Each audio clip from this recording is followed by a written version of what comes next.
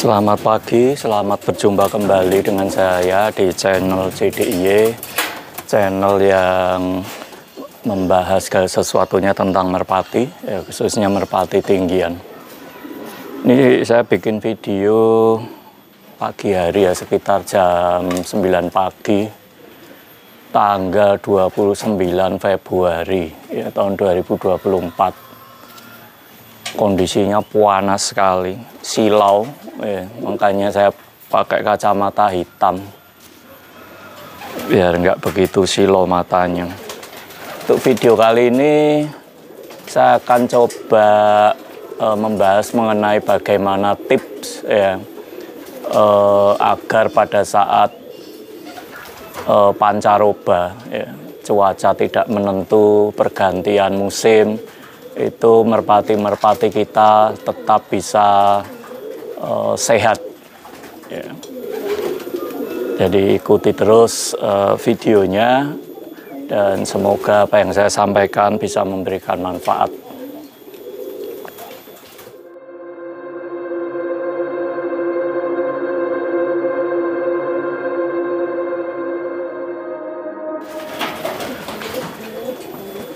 Video kali ini saya buat memang untuk menjawab ya beberapa pertanyaan yang masuk ya ke inbox saya, yang rata-rata menanyakan bagaimana tips ya pada saat pergantian musim pancaroba itu merpati-merpati kita bisa tetap aman. Pancaroba sendiri artinya adalah masa transisi atau pergantian musim ya, baik dari penghujan ke musim kemarau atau sebaliknya dari musim kemarau ke musim penghujan. Dan pada saat-saat pergantian transisi, pergantian dua musim itu biasanya ya,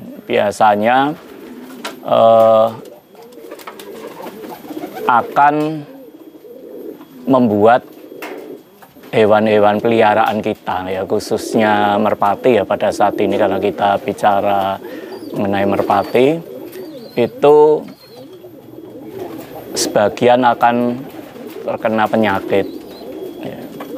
Dan biasanya penyakitnya itu di musim pancaroba itu yang pertama, yang paling sering terjadi itu adalah pilek, snot, terus kembung, terus juga sampai ada yang terkena telo. Jadi itu penyakit-penyakit yang umum ya, yang sering terjadi pada merpati di saat pergantian musim. Kadang juga cekrek ya, jadi burungnya terlihat sehat tapi cekrek-cekrek ya, seperti ngorok gitu. Jadi saya kira semua pecinta merpati ya, atau pecinta unggas pada umumnya itu pasti paham ya, bahwa kondisi pergantian cuaca pancaroba ini kan siklus rutin ya, siklus rutin tahunan yang tidak bisa kita hindari. Tetapi setiap tahun ya, setiap pancaroba tetap selalu muncul pertanyaan-pertanyaan bagaimana cara mengatasinya. Sebetulnya kalau kita mau belajar dari pengalaman ya, tentunya misalkan tahun ini kita mengalami wabah ya, di kandang kita, ya seharusnya tahun berikutnya kita sudah tidak mengalami, atau minimal ya tidak separah ya tahun sebelumnya. Jadi sebetulnya yang bisa kita lakukan itu adalah pencegahan ya, pencegahan sejak dini. Jadi kekeliruan kita ini kan kita selalu action ya, selalu bertindak melakukan sesuatu ya, itu setelah mengalami problem ya, atau setelah burung-burung merpati kita itu mengalami masalah ya, setelah mengalami sakit, beberapa sudah sampai tidak tertolong ya, itu kita baru bingung mencari jawaban atau mencari solusinya. Nah, sebetulnya kalau sudah kondisi seperti itu ya, itu saya bilang itu sebetulnya sudah terlambat ya. Karena apa? Karena kita akan sulit gitu loh. Kita akan sulit untuk mengatasi masalah itu ya kalau itu sudah terjadi di kandang kita. Jadi makanya di pembahasan kali ini saya ingin kita fokus saja terlebih dahulu di masalah pencegahan. Jadi pencegahan yang kita bisa lakukan itu sebetulnya ada dua hal ya, yaitu dari internal dan juga dari eksternal. Nah, seperti apa? Saya akan jelaskan ya setelah ini.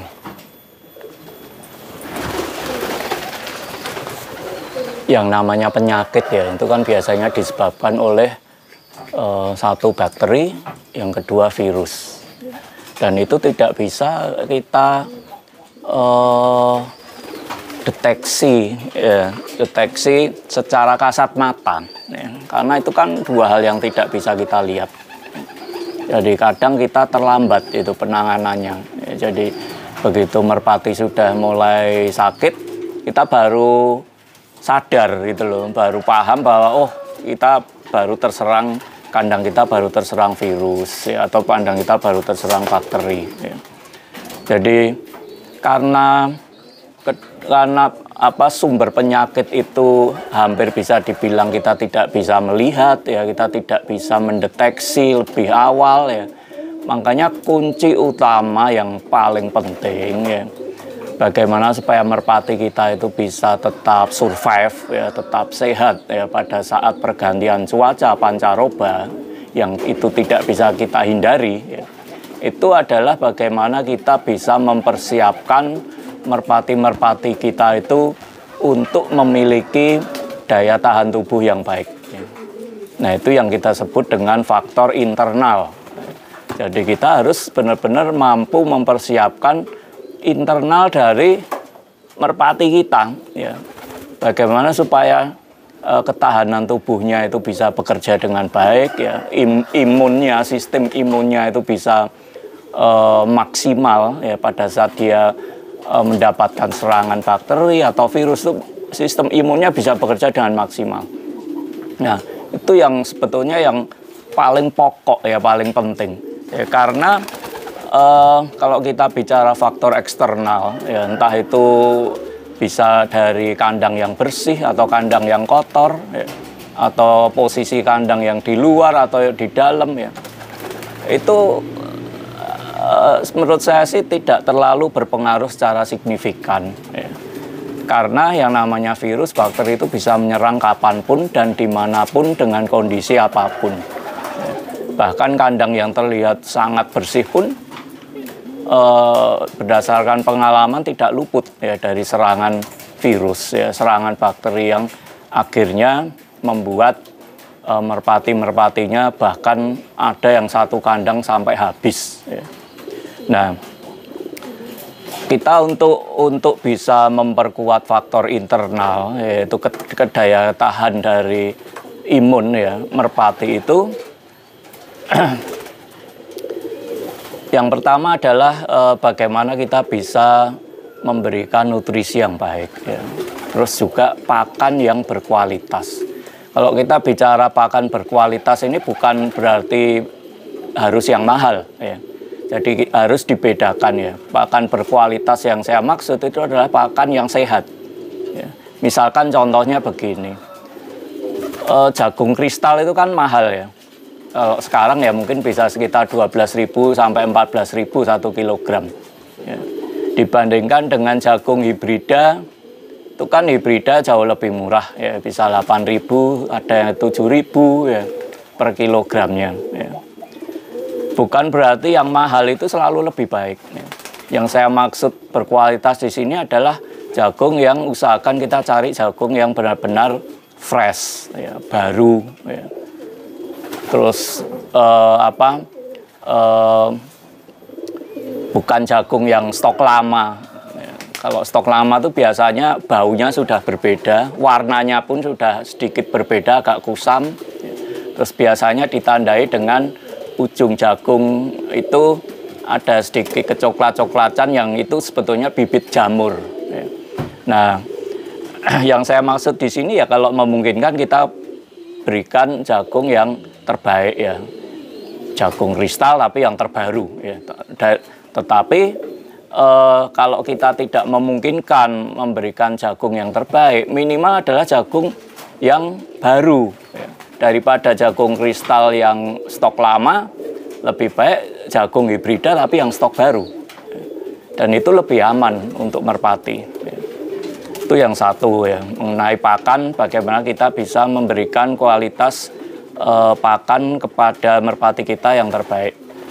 Terus juga nutrisi yang baik. Nah, nutrisi yang baik di sini tentunya bisa diciptakan atau bisa didapatkan dari biji-bijian yang beragam. Makanya kalau memang sebetulnya di kandang ternak dan kandang latih itu agak sedikit beda ya perlakuannya. Nah, kebetulan saya kalau di sini kan fokus untuk di kandang ternak ya. Jadi saya selalu memberikan beraneka ragam biji-bijian. Ya. Jadi supaya nutrisinya itu bisa terpenuhi. Ya. Itu.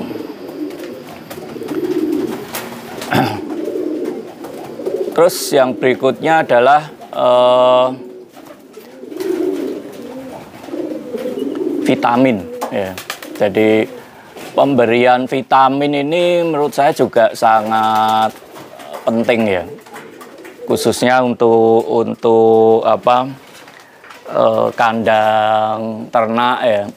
Itu menurut saya sangat penting ya pemberian vitamin, dan pemberian vitamin itu harus kita lakukan secara berkala dan rutin. Jadi jangan nunggu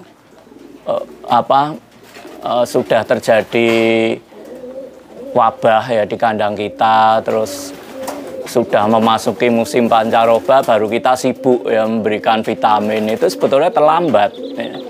Jadi kalau kita mau mempersiapkan merpati kita itu untuk memiliki daya tahan tubuh yang baik ya, imunnya bisa bekerja dengan maksimal, itu ya harus kita lakukan tuh sejak kapan ya, sejak sekarang, sejak sedini mungkin ya. Jadi kita harus proses merpati kita itu sesehat mungkin itu sejak dini ya. Bahkan sejak dari telur, sejak dari induk, sejak dari telur sampai netas ya, sampai dewasa itu kan harus kita perhatikan. Sehingga pada saat nanti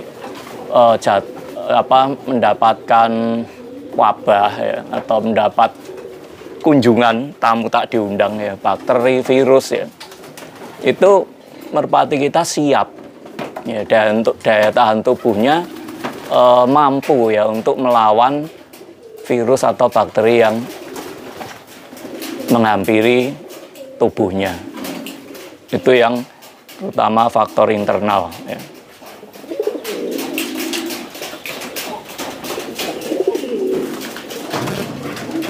Jadi kalau kita bicara mempersiapkan ya merpati kita untuk menghadapi wabah, terutama pada saat musim pancaroba, itu secara internal, di samping kita memberikan nutrisi yang terbaik yang bisa kita berikan, kita juga lakukan penjemuran secara rutin, dan itu mulai dari piyek ya. Jadi mulai dari muda itu kita udah lakukan penjemuran ya, ini terutama sekitar jam 8 sampai jam 9 itu udah cukup lah ya. Tuh ya, ini kita alhamdulillah, ini juga ini sama nih ya, piyek-piyek ini kita lakukan penjemuran. Jadi bulunya supaya kering dan tentunya sehat ya, karena matahari pagi kan mengandung vitamin D.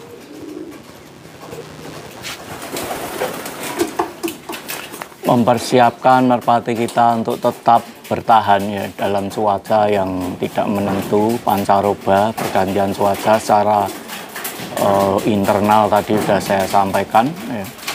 Dan yang tidak kalah penting adalah kita juga perhatikan faktor-faktor eksternal yang juga tentunya akan memberikan pengaruh ya. Nah, kalau kita bicara faktor eksternal ini lebih banyak berhubungan dengan kondisi kandang, ya, di mana merpati kita itu kita pelihara. Yang terpenting adalah kandang itu cukup bersih ya, tidak harus mengkilap. Ya, cukup bersih di sini, di mana kotoran-kotoran merpatinya itu masih dalam batas toleransi.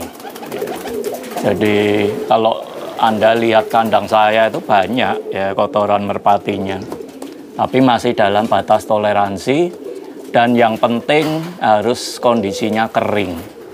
Ya, burung sehat itu kalau dia mengeluarkan kotoran itu biasanya kotorannya kering.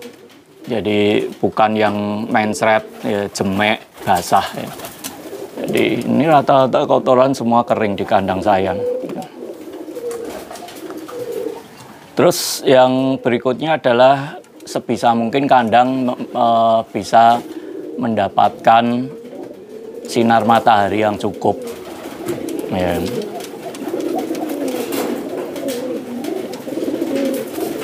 Nah, memang beberapa penghobi mungkin keterbatasan masalah space ya, atau tempat. Ya, jadi dia hanya memanfaatkan sisa-sisa ruang ya di rumahnya, entah itu di samping rumah ya atau di belakang rumah yang sangat terbatas yang dia gunakan untuk kandang merpati. Ya itu boleh-boleh saja ya. Nah, tapi bisa diusahakan sirkulasi udaranya lancar ya, minimal itu. Kalau memang tidak memungkinkan mendapatkan sinar matahari yang cukup, ya minimal harus sirkulasi udaranya cukup lancar. Dan kalau memungkinkan ya harus agak sedikit telaten ya. Jadi kalau pada saat ada panas ya matahari ya merpatinya dijemur ya, keluar jemur. Syukur-syukur kandangnya, kalau kandang secara keseluruhan kan repot ya, paling enggak guponnya atau tempat dia bersarang itu bisa dijemur. Ya itu saya kira udah cukup ya. Karena memang tidak semua penghobi merpati memiliki tempat yang ideal ya untuk memelihara merpati. Tetapi nggak perlu berkecil hati ya, tetap jalani saja ya semampunya. Yang penting kita memiliki upaya untuk bagaimana bisa membuat merpati kita itu selalu sehat walaupun pada saat-saat pergantian cuaca yang ekstrim. Nah, terus yang tidak kalah penting juga ini mungkin saya akan tunjukkan ya. Jadi kalau kebetulan di kandang saya ini kan memang cukup ideal ya, karena satu, ini kandang saya ini menghadap ke timur. Ya, ini sana timur ya. Jadi secara otomatis pasti tidak kurang ya untuk menerima sinar matahari. Terus juga sirkulasi udaranya di sini sangat lancar sekali. Karena kandang saya kan posisi berada di atas. Ya. Jadi ini, nah ini, ya, kandang saya posisi berada di atas, otomatis sirkulasi udaranya lancar. Ya, alhamdulillah puji Tuhan sampai saat ini bisa dibilang 99,9% merpati di sini sehat semua. Ada 1-2 yang sedikit pilek, itu suatu hal yang wajar ya. Karena semakin banyak populasi merpati di kandang kita, itu kemungkinan untuk terserang penyakit itu pasti akan semakin besar. Ya, ini sebagai gambaran saja. Nah, kandang saya juga tidak terlalu bersih ya. Tuh lihat. Ini karena memang sudah waktunya dibersihkan tapi belum sempat. Nah, ini juga ada beberapa kotoran ya. Tetapi bisa dilihat semua kering, ya, benar-benar kering. Jadi, ya, lebih baik banyak kotorannya tapi kering ya, daripada sedikit tapi basah. Karena begitu kotoran merpati itu basah, lembab, disitulah sarang bakteri yang akan mengganggu kesehatan merpati kita. Nah, mungkin sekarang kan terus timbul pertanyaan ya. Nah, kalau misalkan kandang kita sudah terkena wabah ya, 1-2 ekor sudah mulai terlihat memberikan tanda-tanda bahwa sakit ya, itu apa yang mesti kita lakukan? Ya, yang pertama kita harus pahami dulu itu penyakit menular atau tidak ya. Jadi kalau kayak pilek, snot ya, itu jelas menular ya. Nah, itu diusahakan langsung kita pisahkan. Langsung kita pisahkan dari yang lain. Karena penyakit itu akan cepat sekali menular, apalagi kalau minumnya di tempat yang sama. Satu itu. Ya. Terus yang kedua, burung-burung yang ya kita bicara yang masih sehat saja. Kalau yang sudah sakit ya itu sebetulnya sudah agak terlambat. Tapi bukan berarti tidak bisa kita sembuhkan. Ya. Jadi itu bisa kita obati ya, kalau misalkan pilek, snot itu bisa pakai tetraklor. Ya.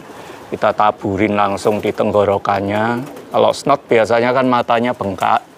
Itu taburin aja tetraklor sedikit di matanya. Itu kalau kita disiplin ya, kita berikan pagi, sore, itu 2-3 hari pasti sembuh. Itu pengalaman yang saya alami. Ya. Nah, terus kita fokus burung yang sehat. Ya, kadang kita lupa ya, kita terlalu fokus burung yang sakit. Akhirnya yang sehat justru kita abaikan. Akhirnya malah jadinya kena semua satu kandang. Jadi yang sakit ya sudah kita pisahkan, tetap kita upayakan, kita obati. Ya, tetapi kita bisa lebih fokus ke yang sehat. Ya, yang sehat itu apa? Kita harus vitamin jangan lupa. Jadi kalau saya di sini pakai Vitaplek. Ya, Vitaplek itu adalah vitamin B kompleks khusus unggas. Jadi tentunya komposisinya udah disesuaikan dengan kebutuhan unggas. Ya. Nah itu pakai itu kalau perlu setiap hari. Ya setiap hari, setiap sore. Kalau saya pemberiannya kita bagi 2 ya. 1 kapsul itu kita bagi 2. Setiap sore saya loloin satu-satu sebelum makan. Ya, jadi sebelum makan kita loloin, setelah kita loloin baru kita kasih makan. Tujuannya supaya apa? Supaya vitamin itu bisa bercampur dengan makanannya dan cepat diserap ya oleh tubuh. Tuh. Terus yang kedua yang perlu kita lakukan di cuaca-cuaca ekstrim ya. Itu biasanya kalau siang panas sekali, kalau malam dinginnya minta ampun ya. Dan harus kita pahami bahwa merpati itu paling tidak kuat dengan cuaca dingin. Tetapi dia lebih kuat dengan cuaca panas. Kalau merpati dewasa mau dijemur seharian aja dia kuat. Ya, tetapi kalau terkena udara dingin, kalau fisiknya tidak kuat, biasanya sebentar aja dia akan menunjukkan tanda-tanda agak kurang sehat. Ya. Nah, biasa yang saya lakukan adalah untuk khusus cuaca ekstrim ya, itu kalau sore bisa kita kasih kencur. Ya, kencur kita potong sebiji jagung hibrida gitu ya. Itu kita loloin satu-satu. Ya harus telaten ya, karena memang untuk menghasilkan sesuatu yang seperti yang kita inginkan ya harus ada upaya lebih ya. Tuh, ya kita loloin satu-satu. Terus yang tidak kalah penting adalah hindari merpati terkena langsung terpaan angin malam.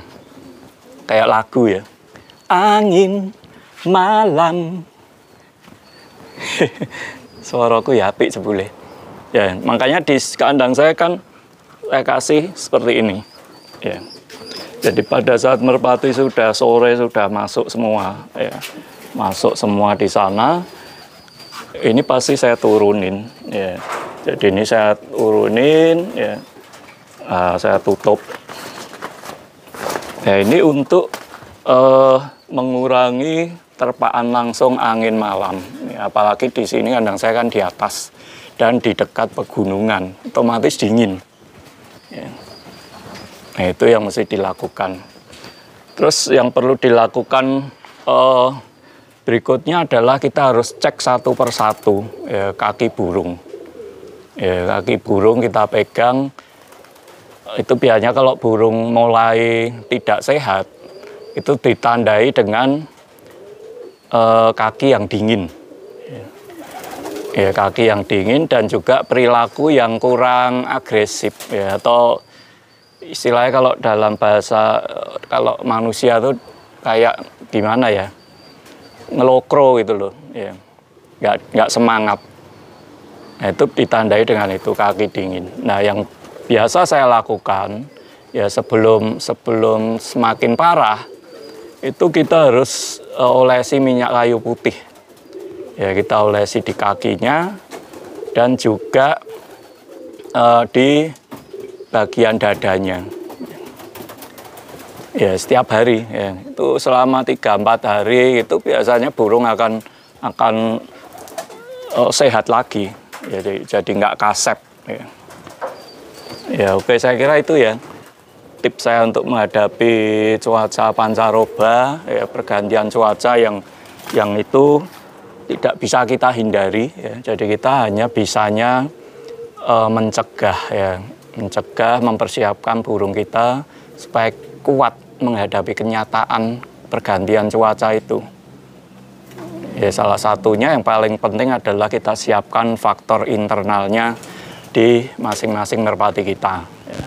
Yang kedua, kita perhatikan juga faktor eksternalnya, bagaimana kondisi kandang kita, ya, bagaimana sirkulasi udaranya, bagaimana dia bisa cukup menerima sinar matahari. Oke, saya kira itu yang bisa saya sampaikan. Pasti ada lebih kurangnya, ya saya minta maaf. Dan tetap semangat ya melestarikan merpati tinggian. Semoga bermanfaat. Terima kasih.